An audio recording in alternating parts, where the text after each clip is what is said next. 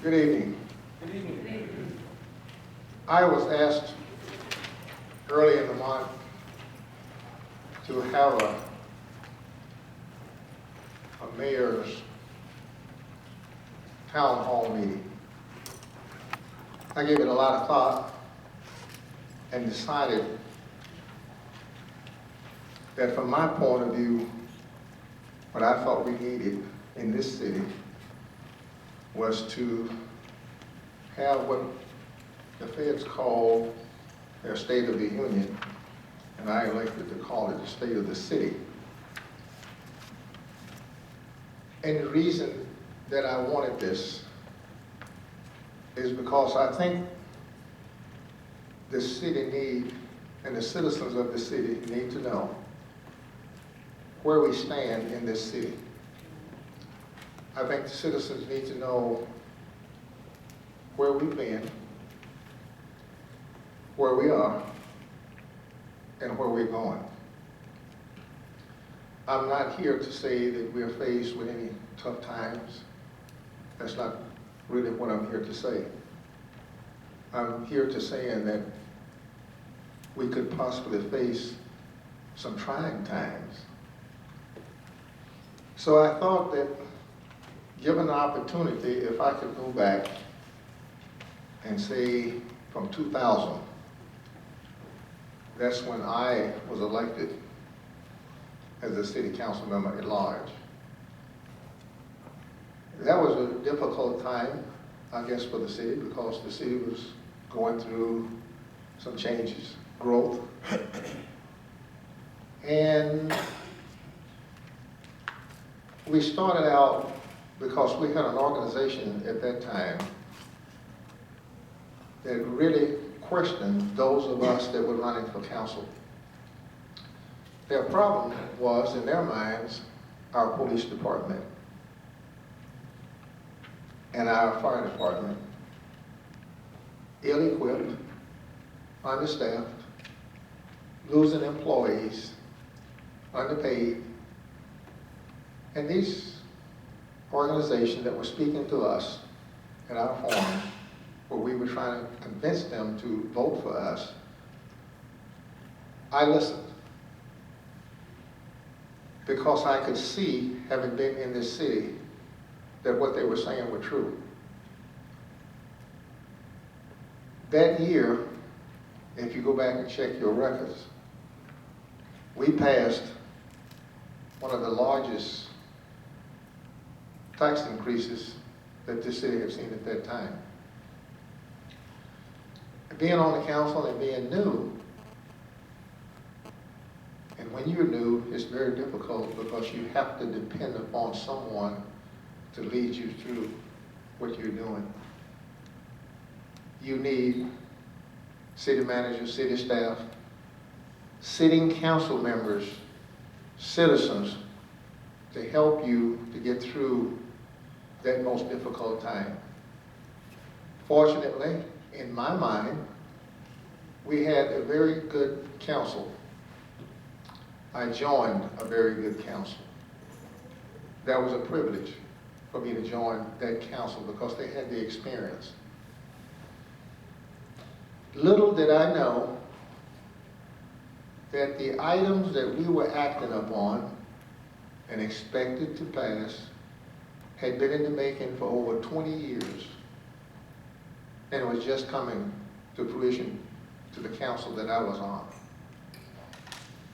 They were working on this building right here, the convention center, one item. Working on the airport, it's another one. Working on streets, working on budgets, working on facilities and infrastructure. We inherited those projects and we completed them. What I'm saying is, excuse me, the projects that we inherited was something that was ongoing. And it was our duty and responsibility to do that. Because what you inherit when you take your position on the council, many of those projects is too late to change. You can't go back and wipe them off the books. You gotta work with them, and you gotta explain them. Many citizens wanted different things in the city. And they will be asking for different things in the city. Citizens wanted a softball complex. Some citizens did not want a softball complex. Some council members were saying we don't need a softball complex. There's nothing wrong with that. Those council members were representing their constituents that were telling them what they wanted.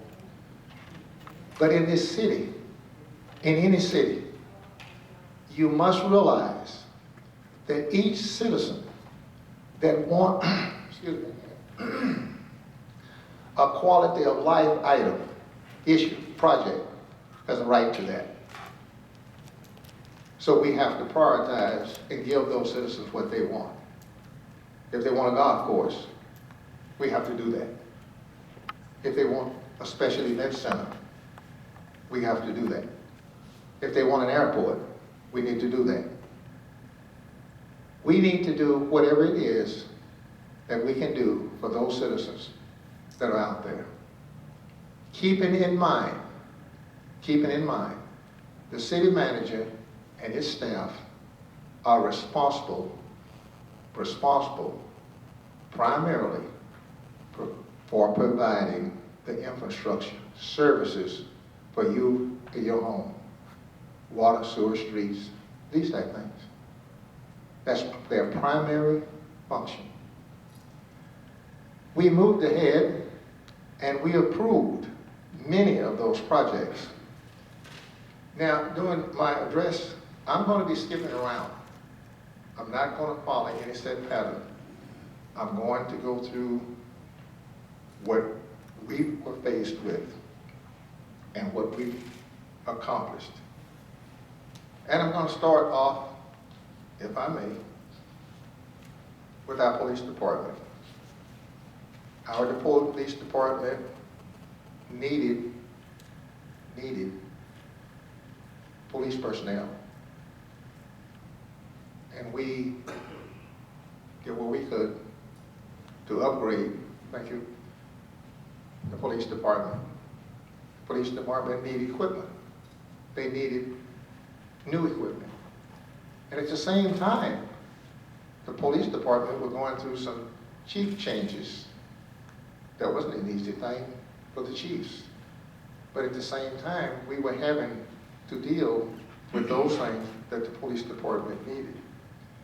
Later on, I will tell you and be able to tell you some of the things that happened to the police department.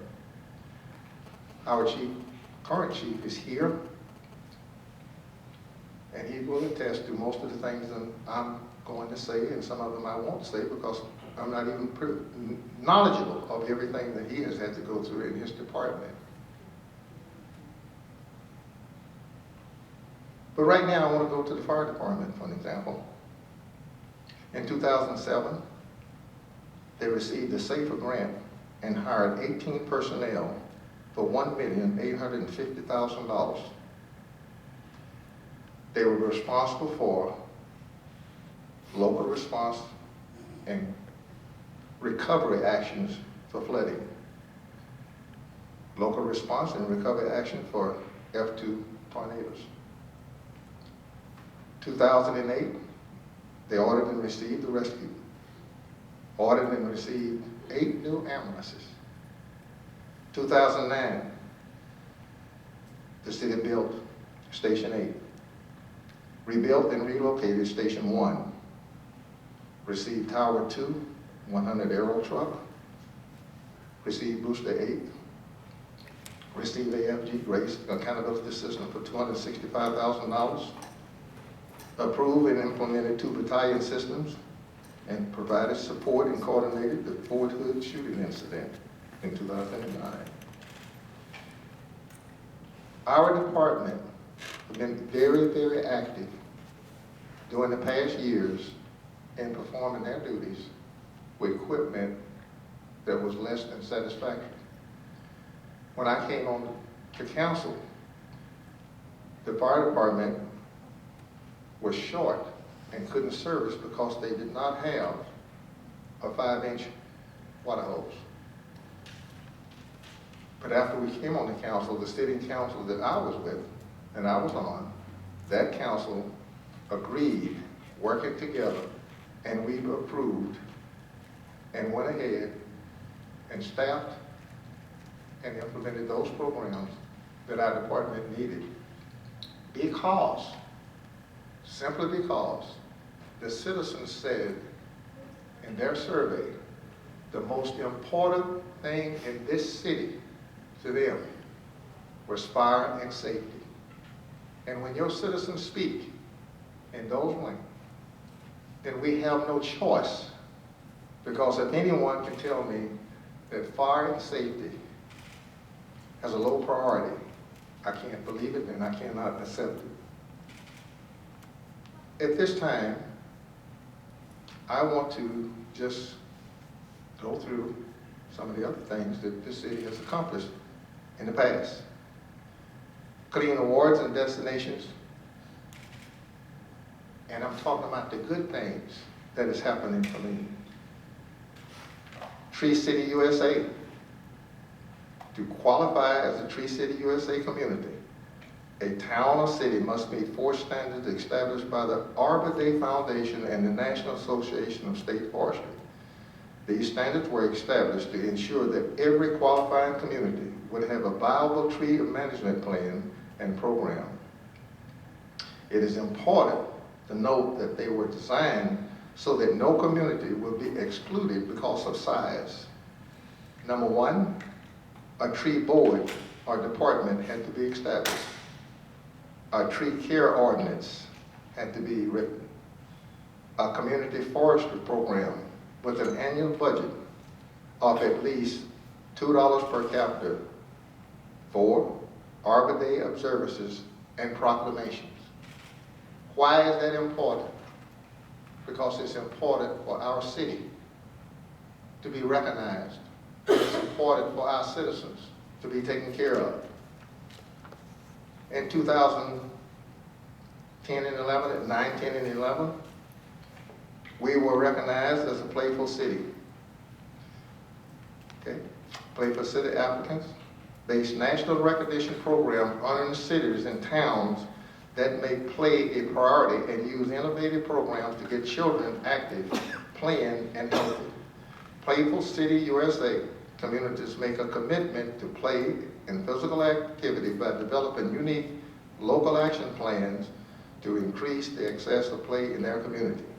In doing so, some of the most innovative concepts and cost-effective programs are being developed in Play for U.S.A. communities.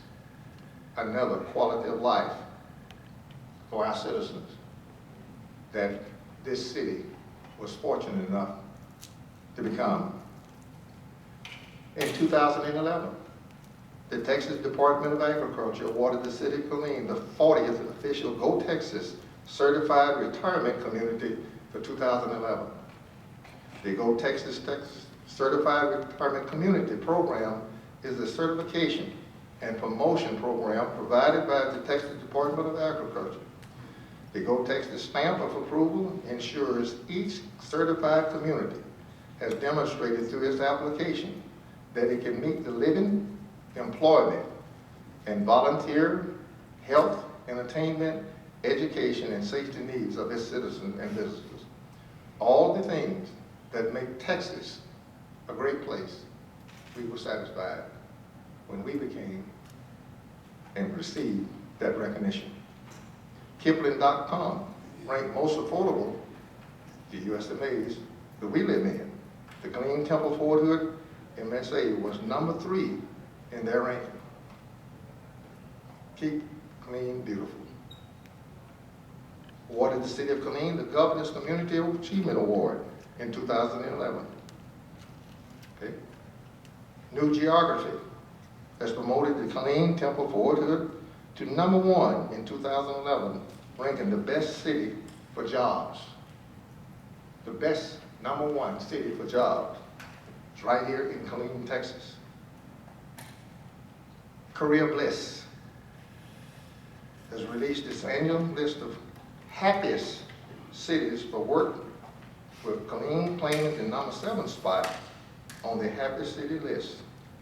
The Career Bliss data evaluates the key factors which affect work happiness, including one's relationship with their boss and co-worker, their work environment, job resources, compensation, growth opportunities, company culture, company reputation, and their daily tasks and job control.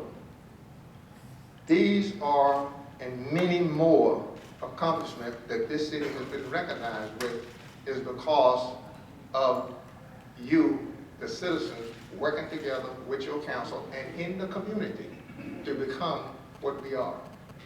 We're not a small town anymore. We are a city.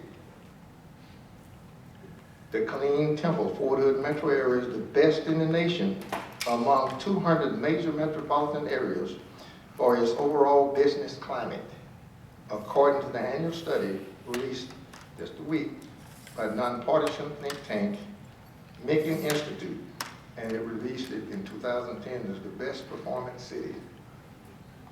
Again, what we're doing and what this city has accomplished really should be noteworthy, because we, this city and this community, have come to all of this together by working together. Not saying that we're the best, but we're the best that you have. We're the best that we have. We do our best, so we need to be proud. Now, if I may, we've been very fortunate because our federal and state representatives have supported us in so many ways, which they are our representatives. But they're not only representing the city of Killeen, they're representing other cities. Grants. EPA grant in 2010 to 2012 for wastewater line, $478,000. AFG, Assistant to Firefighter grant, $207,740. AFG grant for fire engine, $260,000.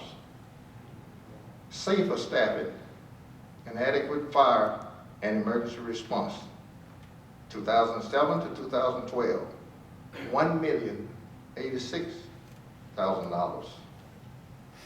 DOD Department of Energy, 2010 to 2012, $1 million. Clean Water Grant, 2005 and 6, $200,000. AAR Traffic Signalization Grant, $270,000. COPA Hiring Program, 2011, $1.8 million for hiring police officers. Governor's Community Achievement Award, 2011, $290,000 from the Texas Department of Transportation for waterway and roadside cleanups, planting trees throughout the Tree City area. Airport improvement grants. And many of us fought against the airport. Why? It's because it was new, it was different. But that airport was an economic boom for this community. That was been proven by economists. Airport improvement grants, 2007, $1.47 million, boarding bridge. 2008, $1.44 million, boarding bridge. 2009, $287,000 design runway. 2009, $1.47 million construction runway. 2009 again, $2.75 million rehab runway. 2009, $392,000 for design. These are some of the grants that this city has been fortunate to get simply because of you and those of us that are working for this, and your city staff. And your city staff. Your city staff are responsible for coordinating these. Your city staff, they're responsible for applying for these. These are the things that we benefit from because of their efforts. We have many major projects that's in the making. And I'm talking about transportation projects, which means that these are safety projects. Safe for the city, safe for the citizens. One major project is going to be, and it's in process right now, the extension of 201 from the airport to 195. The overpass over 195 will go over 201 as it cross and go to Stagecoach. That's very, very important. It's safety. Why is it safety? Because we have a major university that's going up in that area. And as you know, we've experienced already several deaths at that intersection.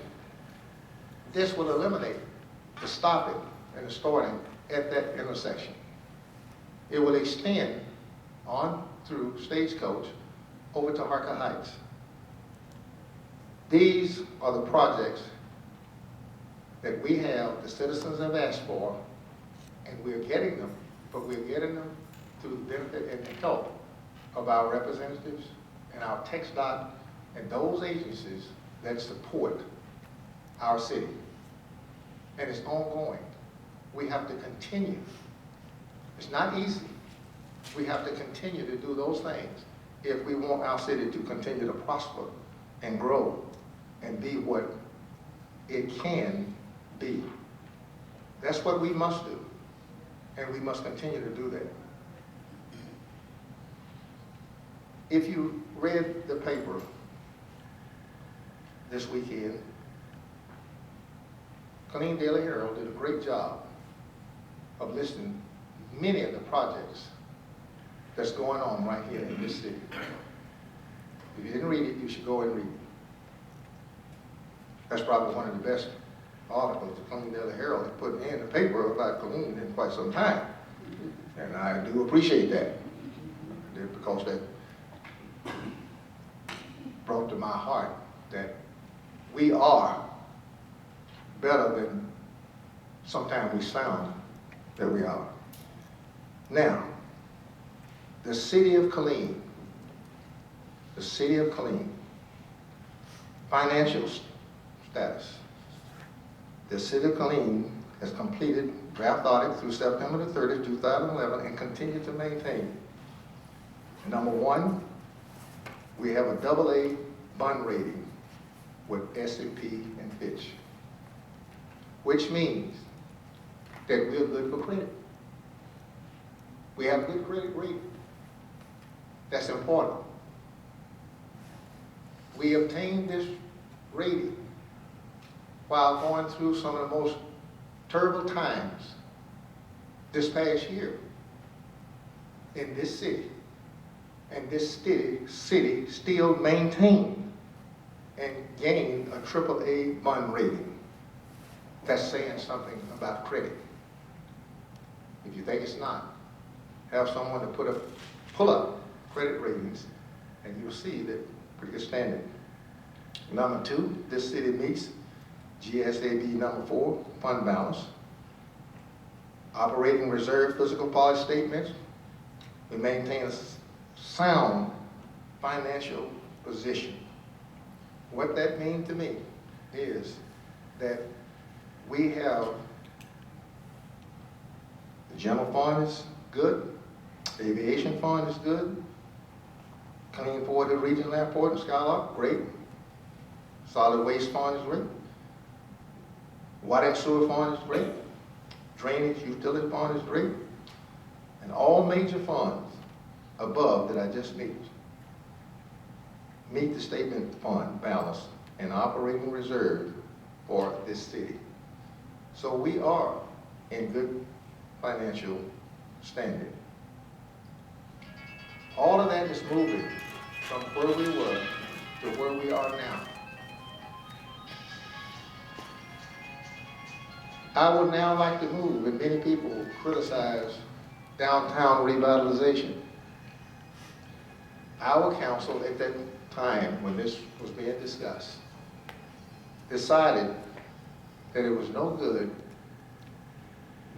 for the city to abandon downtown. I think that was a good move on the council. I will take either credit or blame, because I believe that's what should have been done. And I admire that council that approved that project to start. It's not going to be completed overnight, but it is headed in the right direction as we speak, right this minute. Because what we're doing downtown is going to benefit the citizens. Not all citizens will benefit from it, from what we're doing downtown, but those citizens that live in that area are going to benefit. Because that means that some of the economy that's moving south is going to remain down on the north side. You cannot leave and abandon your city. That's not a vision. We must continue to support all of our citizens. We can't leave anyone behind.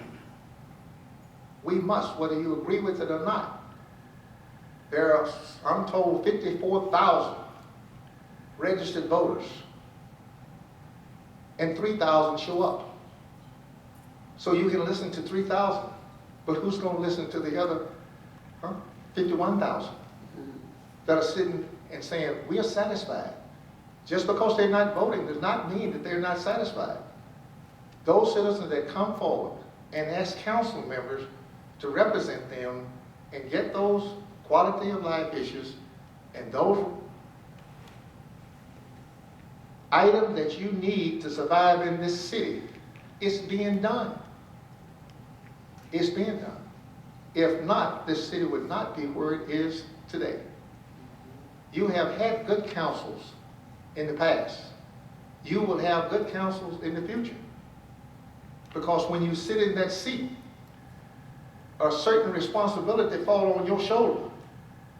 And you can't shirk that duty. Because it's visible. You're visible. And you're going to do what's right for the citizens. And I'm not saying that we won't make mistakes, because we're human.